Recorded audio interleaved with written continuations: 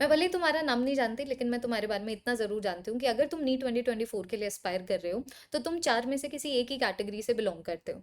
या तो तुम टेस्ट नहीं देते हो, ना ही आगे देने का प्लान है। बच्चों, मैं लिख के देती हूँ, तुम्हारा नीट में सिलेक्शन नहीं होगा अगर यही चीज़ तुम लोग कंटिन्यू करते रहे। दूसरी कैटेगरी, तुम लोग टेस्ट नहीं देते हो, लेकिन तुम लोग टेस्ट की इंपॉर्टेंस को समझते हो, तो अब से तुम लोग टेस्ट देने लग जाओगे। मार्च से टेस्ट देने लग जाओगे, मार्च के मिड से टेस्ट देने लग जाओगे, but all of you will be giving test. तीसरी कैटेगरी कि तुम लोग टेस्ट तो दे रहे हो, लेकिन टेस्ट के मार्क्स को देख के ना बहुत घबराहट हो, टेस्ट के मार्क्स को देख के डीमोटिवेशन हो। कभी कभी वो डीमोटिवेशन इसलिए होता है क्योंकि मार्क्स कम आए हैं, या फिर वो डीमोटिवेशन इसलिए भी होता है कि मार्क्स में जो इंक्रीज आना चाहिए वो इंक्रीज नहीं आ रहा है। कि जब तुम अपने फाइनल स्कोर को देखते हो, तो वो फाइनल स्कोर जस्टिफाई नहीं करता कि तुम्हारी कंसेप्चुअल अंडरस्टैंडिंग कितनी ज़्यादा है। तुम्हें लगता है तुम्हें ज़्यादा आता है, लेकिन टेस्ट का स्कोर उतना नहीं आ पा रहा है। तो इन सारी प्रॉब्लम्स को मैं लिख के देती हूँ बच्चों। अगर तुम इस वीडियो के एक भी सेकंड को स्किप नहीं करोगे, तुम्हारी वो प्रॉब्लम फिक्स होगी। एक ऐसा ब्लूप्रिंट, एक ऐसी स्ट्रैटेजी मैं देने वाली हूँ जो पहले भी मेरे काफ़ी स्टूडेंट्स ने अप्लाई की है। जिन स्टूडेंट्स के भी सिमिलर प्रॉब्लम्स थी कि या तो उनके मार्क्स बिल्कुल अटक गए थे, या फिर उनके मार्क्स आ ही नहीं रहे थे। वो ये सोचते रहते थे कि भाई अगर ऐसा स्कोर नीट के एग्जाम में आ गया तो गवर्नमेंट मेडिकल कॉलेज तो छोड़ो, उनको प्राइवेट कॉलेज भी नहीं मिलेगा। और आज यही बच्चे हैं जो गवर्नमेंट मेडिकल कॉलेज में बैठे हुए हैं। तो स्ट्रैटेजी है ना यार, एक परफेक्ट ब्लूप्रिंट है, और वही ब्लूप्रिंट मैं तुम लोगों को इस वीडियो में शेयर करने वाली हूँ। चौथी कैटेगरी के जो स्टूडेंट्स हैं, ये वो स्टूडेंट्स हैं जो जो टेस्ट भी दे रहे हैं, जिनके टेस्ट में मार्क्स भी आ रहे हैं, जिनके मार्क्स भी बढ़ रहे हैं, तो तुम्हारे लिए वीडियो बिल्कुल भी नहीं है।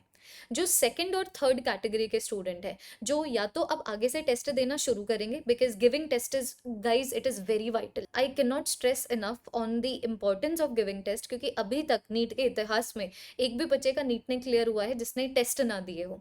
ये कॉमन चीज है। If you are not giving test, you won't be able to crack NEET. It is as plain as this. तो जो बच्चे आगे से टेस्ट देना शुरू करेंगे, या फिर जो बच्चे इसी तरीके से परेशान हैं, मार्क्स से परेशान हैं, वो टेस्ट दे तो रहे हैं, लेकिन उनके पास एक परफेक्ट स्ट्रैटेजी नहीं है कि टेस्ट से पहले क्या करना चाहिए, टेस्ट के दौरान क्या करना चाहिए, टेस्ट के बाद में क्या करना चाहिए, जिनकी वजह से उनके मार्क्स या तो कम आ रहे हैं या फिर मार्क्स नहीं बढ़ रहे हैं। तुम्हारे लिए भी एक परफेक्ट सोल्यूशन मैं इस वीडियो में देने वाली हूँ। कि ये वीडियो सिर्फ और सिर्फ सीरियस नीट एस्पिरेंट्स के लिए है। वन टाइम डिस्कशन है, एक बार तुम्हें पता लग गया, आगे तुम्हें टेस्ट देने में कभी कोई दिक्कत नहीं आएगी। तुम स्मार्टली एक स्ट्रैटेजी के साथ टेस्ट के गेम के साथ डील कर रहे होगे, और इस गेम में एक्सेल कर रहे होगे। ऐसे कुछ कन्वर्सेशन हम लोग इस वीडियो में करने वाले हैं। और अगर इस स्ट्रैटेजी को तुम अप्लाई करने के लिए रेडी हो, स्ट्रैटेजी को अप्लाई करने का मतलब तुम्हें अपना कोई दिमाग नहीं लगाना है। You will not modify it. अगर मैं 4 चीजें करने को बोल रही हूँ, तो तुम्हें 3 चीजें नहीं करनी है।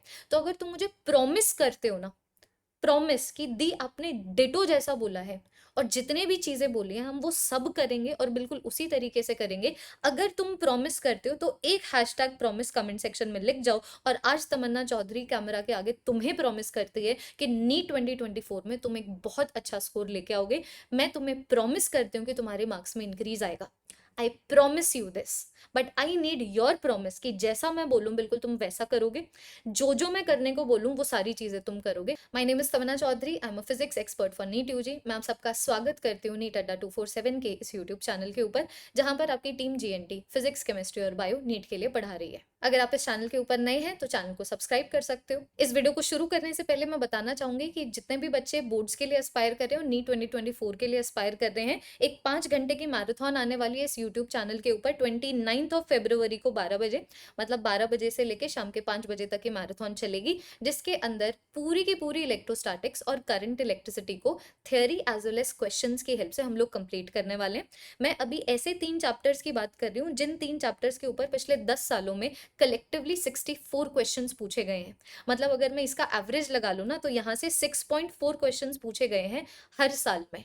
तो अगर मैं ऑन एन एवरेज की बात करूँ, तो मैं अभी ऐसे 3 चैप्टर्स की बात कर रही हूँ जहाँ से तुम लोग 24 मार्क्स को गेन कर सकते हो, और उन 24 मार्क्स को गेन करने में ये मैराथन बड़ा हेल्प करेगी। तो इस मैराथन का जो लिंक है इस वीडियो के डिस्क्रिप्शन में प्रोवाइडेड है, उस लिंक के ऊपर क्लिक करो, वहां पर लाइक करो। लाइक करने का मतलब हम लोगों ने अटेंडेंस मार्क कर दी है कि दी हम लोग 12 बजे पहुंच जाएंगे 29 को, और निपटाएंगे इलेक्ट्रोस्टैटिक्स एंड करंट इलेक्ट्रिसिटी को वंस एंड फॉर ऑल। बहुत ही ज्यादा एफिशिएंट ही मैराथन होने वाली है। कम टाइम में तुम्हें ज्यादा आउटपुट देखने को मिलेगा कि तुम लोग भले 5 घंटे की क्लास को अटेंड करोगे, लेकिन तुम 9 घंटे का कंटेंट लेके जाओगे, 11 घंटों का कंटेंट लेके जाओगे। Highly suggested video, please do not miss it. अब मेन मुद्दे के ऊपर आते हुए कि ये जो टेस्ट का गेम है इसको किस तरीके से क्रैक किया जाए, क्या करना है टेस्ट से पहले, टेस्ट के दौरान, और क्या करना है टेस्ट के बाद में, इन तीनों के बारे में एक एक करके डिस्कशन करते हैं।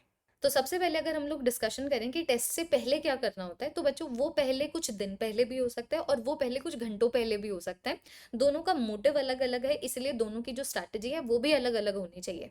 जैसे कि मानो अगर तुम्हारा 26 को टेस्ट है, 26 को 2 बजे तुम्हारा टेस्ट है, उससे पहले आगे 25, 24 और 23, तो मैं चाहती हूँ इन 3 दिनों में जब तुम रिवाइज कर रहे हो, वो जो तुम्हारी रिवीजन है बिल्कुल डिटेल नोट्स की हेल्प से होनी चाहिए। हर एक चैप्टर के डिटेल नोट्स को बिल्कुल लाइन बाय लाइन पढ़ो, ऐसे बोल बोल के याद करने की कोशिश करो। अगर बीच में कोई भी चीज याद करने वाली आ रही है, फिर हर चैप्टर के ऊपर क्वेश्चन प्रैक्टिस करो। तो अगर कोई चैप्टर थियोरटिकल या फिर कंसेप्चुअल है, तो उसके ऊपर तुम आराम से 100-200 क्वेश्चन लगा सकते हो। और मानो अगर कोई चैप्टर न्यूमेरिकल बेस्ड है, तो तुम उसके ऊपर 30-40 क्वेश्चन लगा सकते हो। लेकिन ये स्ट्रैटेजी तुम्हारी होनी चाहिए टेस्ट से 3-4 दिन पहले, जहां पर तुम सिर्फ अपने डिटेल नोट्स का इस्तेमाल कर रहे हो और cumulatively chapter wise question practice कर रहे हो।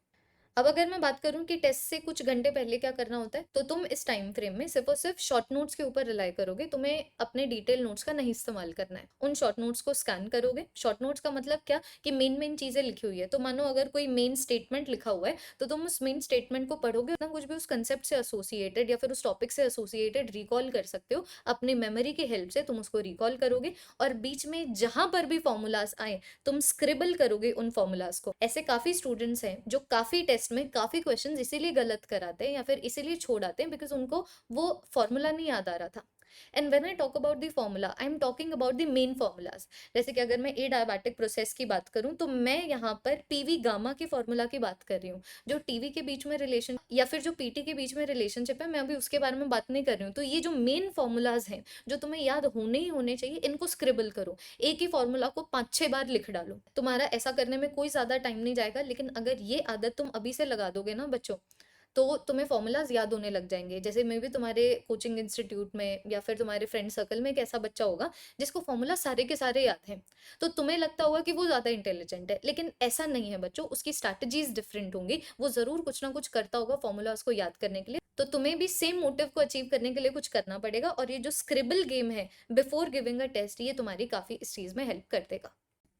तो ये तो होगी वो सारी बातें कि तुम लोगों को टेस्ट से पहले क्या करना होता है। अब अगर मैं बात करूं कि टेस्ट के दौरान क्या करोगे, तो काफी बच्चे क्या करते हैं, मानो कोई भी टेस्ट पेपर अगर मानो वो खोल ले, तो क्वेश्चन नंबर 1 से शुरुआत करते हैं, फिर क्वेश्चन नंबर 2 के ऊपर जाते हैं। Don't do this. होता क्या है ना बच्चों, तुम लोगों को ड्यूरिंग द टेस्ट ना एक साइकोलॉजिकल विन की भी जरूरत है। क्योंकि तुम लोग जब भी टेस्ट में एंटर कर रहे हो, तुम काफी अनसर्टेनिटी और डाउट के साथ एंटर कर रहे हो कि यार ये वाले टेस्ट में मुझे पता नहीं मेरे कितने मार्क्स आएंगे, मुझे इस टेस्ट पेपर में जो क्वेश्चंस हैं उनमें से कितने क्वेश्चंस आते हैं नहीं आते। तो ये जो डाउट और अनसर्टेनिटी है, इसकी वजह से काफी एंग्जाइटी होती है बच्चों को। इसी एंग्जाइटी की वजह से वो एक क्वेश्चन के ऊपर अटक जाते हैं और एक क्वेश्चन को उतना टाइम दे देते हैं जितना टाइम वो एक क्वेश्चन नहीं डिजर्व करता था। इसीलिए उस साइकोलॉजिकल विन के लिए तुम लोगों को 2 चीजें करनी है, जिसके अंदर पहली चीज है कि तुम्हें पूरे के पूरे टेस्ट को रिव्यू करना है। इसके अंदर ज्यादा टाइम नहीं, सिर्फ 5 से 10 मिनट लगेंगे। टेस्ट के अंदर जितने भी क्वेश्चन है, उन क्वेश्चन को एक बार देख लेना है। एक बार तुम लोग सारे के सारे क्वेश्चंस देख लोगे, सो डेफिनेटली उसके अंदर ऐसे भी क्वेश्चंस रहेंगे जो तुम्हें नहीं आते। लेकिन मेन मुद्दा ये है, उसके अंदर ऐसे भी क्वेश्चंस रहेंगे जो तुम्हें आते हैं। और ये जो सेंस ऑफ कॉन्फिडेंस है, ये एक टेस्ट के दौरान बहुत ज्यादा इंपॉर्टेंट होता है। क्योंकि अगर तुम लोग लो कॉन्फिडेंस के साथ टेस्ट दोगे ना, तो जो तुम्हें आता है तुम लोग उसके अंदर भी अपने आप को डाउट कर रहे होगे। जो तुम्हें आता है तुम वहां पर भी मार्क्स को गवा दोगे। सो हम लोगों को ये चीज प्रिवेंट करनी है। और दूसरी चीज जो हमें रिव्यू के बाद करनी है, इट इज कि एक टेस्ट क्वेश्चन पेपर को किस तरीके से सॉल्व किया जाता है। और मैं अभी सब्जेक्ट वाइज बात नहीं कर रही हूँ, मैं जनरल सेंस के अंदर बात कर रही हूँ। कि मानो अगर मैं फिजिक्स की बात करूँ, तो 50 क्वेश्चन है, तो इन 50 क्वेश्चन को किस तरीके से अटेम्प्ट करना होता है। क्या हम लोग क्वेश्चन 1 से लेके क्वेश्चन 50 तक वन टाइम जाए एक ही ऑर्डर में, या फिर मल्टीपल टाइम्स जाना होता है। तो इसके बारे में अभी मैं बात करने वाली हूँ। तो देखो, मैं तो हमेशा अपने स्टूडेंट्स को यही सजेस्ट करती हूँ। 1 साल पहले भी मैंने यही बोला था, और उससे 1 साल पहले भी मैंने यही बोला था, और बच्चों ने मुझे बताया है कि ये बहुत ही ज्यादा इफेक्टिव प्लान है। ऐसे सुनने में लगता है बहुत ज्यादा टाइम लगेगा, लेकिन बहुत ज्यादा टाइम लगता नहीं है। क्योंकि बेसिकली आप same number of question solve कर रहे हो, लेकिन सेम नंबर ऑफ क्वेश्चंस को आप 1 गो में नहीं सॉल्व कर रहे हो, मल्टीपल गो में सॉल्व कर रहे हो। कि देखो, जब भी तुम लोग टेस्ट को रिव्यू कर रहे होगे, तो तुम्हारे आगे ना 3 तरीके के क्वेश्चन आएंगे। एक वो क्वेश्चन जो तुम्हें आते हैं, लेकिन जिसके लिए पेन उठाने की जरूरत नहीं है। या फिर मानो अगर पेन उठाने की जरूरत भी है, तो वो फॉर्मूला बेसिस के ऊपर नहीं है। वो बिकॉज वहां पर एक छोटा सा डायग्राम बन रहा है, या फिर कहीं से ऑर्डर में से कोई क्वेश्चन आ रहा है। तो ऐसे क्वेश्चन जहां पर कोई फॉर्मूलाज नहीं और तुम्हें आते हैं, तो इस कैटेगरी ऑफ क्वेश्चन को मैं इजी क्वेश्चन बोलना चाहूंगी। फिर दूसरे वो क्वेश्चंस होंगे जो तुम्हें आते तो हैं, कि तुमने जब क्वेश्चन को पढ़ा ना, तो तुम्हें आया वो क्वेश्चन, तुम्हें लगता है कि वो तुमसे हो जाएगा, लेकिन वहां पर फॉर्मूलाज लगेंगे। तो मानो अगर मैंने इनको मीडियम कैटेगरी बोल दिया। और उसी तरीके से तीसरे क्वेश्चंस हो जाएंगे जो तुमने पढ़ा, लेकिन तुम्हें क्लिक नहीं किया ये किस तरीके से सॉल्व होना है, तो उन कैटेगरी ऑफ क्वेश्चन को हम लोग डिफिकल्ट बोल देते हैं।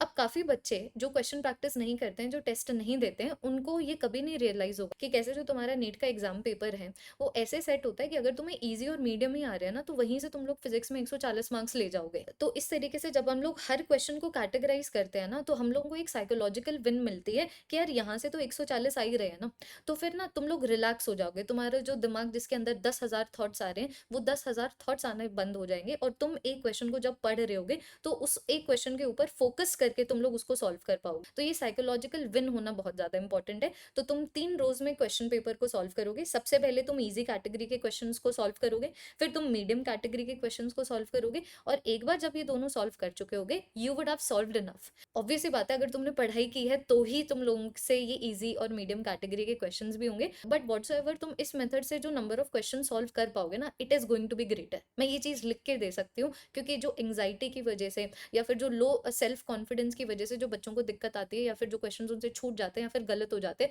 वो अब तुम लोगों के साथ नहीं होने वाला है। कंपैरेटिवली ज़्यादा क्वेश्चन सॉल्व कर पा रहे होगे, the reason being that you are more confident, you are not anxious. क्योंकि एग्जाम में जब तुम बैठते हो ना, तो वो एग्जाम प्रेशर भी होता है। तो उस प्रेशर में जो डिफिकल्ट क्वेश्चन तुमसे कभी नहीं होने थे, मैं तुम्हें एक गारंटी से बोल सकती हूँ अब हो जाएंगे। भले ही सारे के सारे ना हो, लेकिन अब जितने पहले होने थे उससे काफ़ी ज़्यादा क्वेश्चंस अब तुम्हारे वो हो जाएंगे। तो इस तरीके से साइकोलॉजिकल विन तुम्हें आएगा। तीसरी चीज़ का ध्यान तुम्हें ये रखना है कि अभी जो मैंने तुम्हें स्ट्रैटेजी बताई है ना, काफ़ी ज़्यादा डायनामिक है।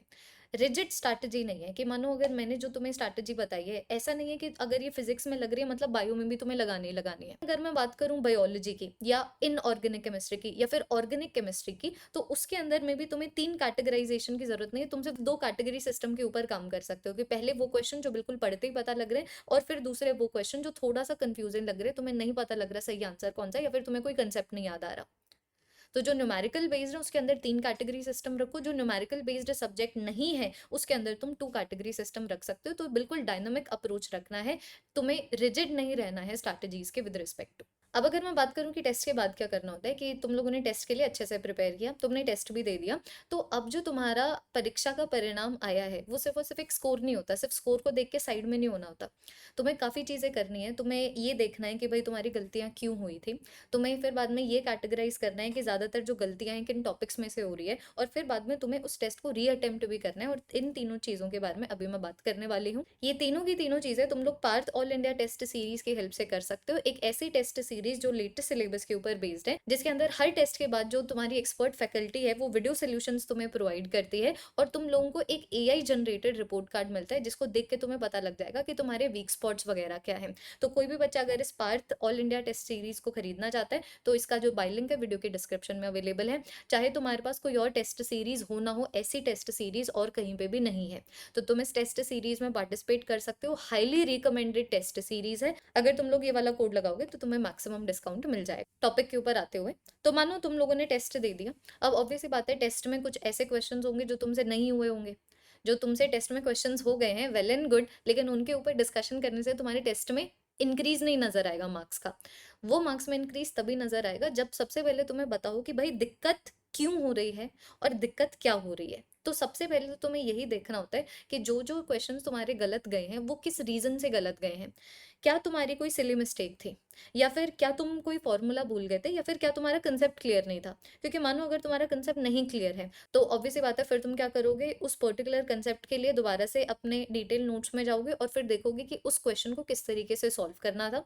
और अगर मानो बिल्कुल ही गए गुजरे हो तुम उस कंसेप्ट में, तो तुम एक्स्ट्रा 5-6 क्वेश्चन उस कंसेप्ट के ऊपर लगा सकते हो। अगर मानो तुम्हारा क्वेश्चन इसीलिए गलत गया था क्योंकि तुम कोई चीज भूल गए थे, तो मैंने तुम्हें अभी ऑलरेडी स्क्रिबल मेथड के बारे में बता दिया। चीजों को स्क्रिबल करने की आदत डालो। कोई भी फॉर्मूला, कोई भी ऑर्डर जो तुम रटना चाहते हो, जिसका कंसेप्ट से ज्यादा रिलेशनशिप नहीं है, मेमोरी से ज्यादा रिलेशनशिप है, तो स्क्रिबल मेथड का इस्तेमाल करोगे, ज्यादा स्क्रिबलिंग किया करोगे। और मानो अगर तुम्हारी सिली मिस्टेक हुई है, then I don't know what is the answer to this. I will just ask you to be more present. और ये जो मैंने ड्यूरिंग द टेस्ट वाली स्ट्रैटेजी बताई है, ये तुम्हारी हेल्प करेगी तुम्हारी सिली मिस्टेक्स को रिड्यूस करने में। दूसरी चीज तुम्हें क्या क्या करनी है कि जब तुम मल्टीपल टेस्ट दोगे ना, तो तुम्हें ना एक आइडिया आता जाएगा कि भाई ये तो एक ऐसा टॉपिक जहाँ से अगर क्वेश्चन आ जाए तो मैं बार बार गलती कर रही हूँ। तो तुम्हें क्या करना है, एक चेकलिस्ट लेनी है। फिजिक्स के लिए चेकलिस्ट अवेलेबल है, तुम सिंपली सर्च कर सकते हो फिजिक्स चेकलिस्ट बाय तमन्ना चौधरी। तो चेकलिस्ट क्या होता है कि एक चैप्टर के टॉपिक्स लिख दो, और फिर जैसे जैसे तुम लोग टेस्ट देते जाओ ना, जहां जहां पर गलती हो रही है उस टॉपिक के आगे एक स्टार लगा दो। जिस भी टॉपिक के आगे जितने ज्यादा स्टार्स होंगे, तुम्हें पता लग जाएगा कि वो एक ऐसा टॉपिक है जहां पर तुम लोग बार बार गलती कर रहे हो, और यही वो चीज है जो तुम्हें आराम से, ये जो एआई जनरेटेड रिपोर्ट कार्ड है पार्थ एआईटीएस का, वो भी तुम्हें बता देता है। तो एक बार तुम लोगों को ये पता लग गया कि हाँ भाई ये तो काफी इंपॉर्टेंट टॉपिक है, यहाँ से मेरी बार बार गलती हो रही है, तो फिर तुम वहां पर टाइम इन्वेस्ट कर सकते हो और उस टॉपिक के ऊपर 10-15 क्वेश्चंस लगा सकते हो। तीसरी चीज जो मैं चाहूंगी कि हर बच्चा आदत डाले ये करने की, मैं चाहती हूँ कि अगर तुमने आज एक टेस्ट दिया है, जिस टेस्ट की एनालिसिस अभी तुमने की है, मैं चाहती हूँ नेक्स्ट संडे को जो जो क्वेश्चन तुम्हारे गलत हुए हैं वो क्वेश्चन दोबारा से सॉल्व करो, ताकि मुझे ये पता लगे कि कौन सी चीजें रेक्टिफाई हो चुकी हैं लेकिन कहाँ पर अब भी दिक्कत आ रही है, सेम चीज को फिर चेकलिस्ट में दोबारा से डाल दो। तो इस मेथड से ना ट्रैक करना बहुत ज्यादा ईजी हो जाता है कि एक्चुअली में कहाँ पर ज्यादा टाइम इन्वेस्ट करने की रिक्वायरमेंट है, कहाँ पर तुम्हारे वीक स्पॉट्स हैं, क्योंकि पता लग गया वीक स्पॉट्स कहाँ पर है तो फिर उनको भरना आसान हो जाता है। इन्हीं चीज़ों को बच्चों तुम्हें करना है, ज़्यादा कुछ मैंने कॉम्प्लिकेटेड नहीं बताया है, लेकिन हर छोटी से छोटी चीज़ के बारे में मैंने डिस्कशन किया है। तुम इस स्ट्रैटेजी को फॉलो करो, मैं लिख के देती हूँ स्ट्रैटेजी तुम्हारे लिए काम करेगी, और फाइनली तुम लोगों को अपने मार्क्स में इंक्रीज भी नजर आएगा। आई एम होपिंग ये जो वीडियो है हेल्पफुल रही हो। कोई और ऐसा टॉपिक है जिसके ऊपर तुम चाहते हो मैं वीडियो बनाऊँ, you can let me know in the comment section. That is all everyone, let us crack NEET 2024 together. Adios.